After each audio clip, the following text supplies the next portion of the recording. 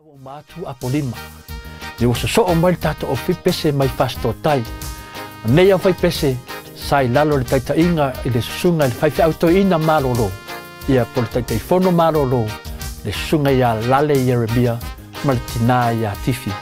Ma nei fai pese sa aoina e se sunga ia famina por la fionga ia famina Manu Samuel ia mal auto le voi pasto tai o le pese wa tuli fafo satani. Tu lola ma leilo tautal wa ave mai satan ia usi mai se tamu fai atu ia fasto tai e tuli fafo satan usi mai lau sila malau mai mo e fakasa e fasto tai.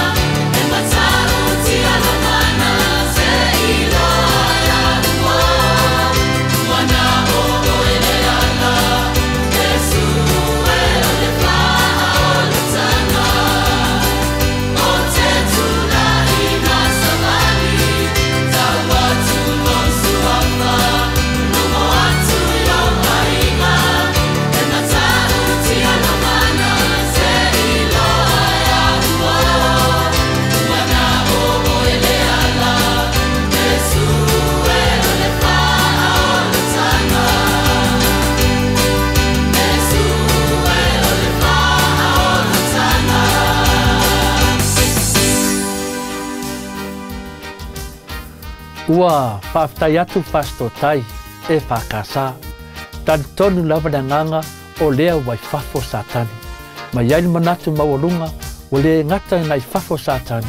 Awa tō a mea fwoi o tō a au i lea li lau lang. Lea, tō e whaftai atu. Ai whaftai fwoi i lau sunga le whaifi au malo lo lale. A lau sunga le tō ina. E uina tuua ni malo e le whalitua. Tan tonu le nganga o lo o man via ore le tamaa. An mese foi le li fa ya onga da fionga ya famina Manu Samuel fa aftai tele movi ino le tua mese na voltato auto go maltato e kalisia le tato nu pele I fasto tai.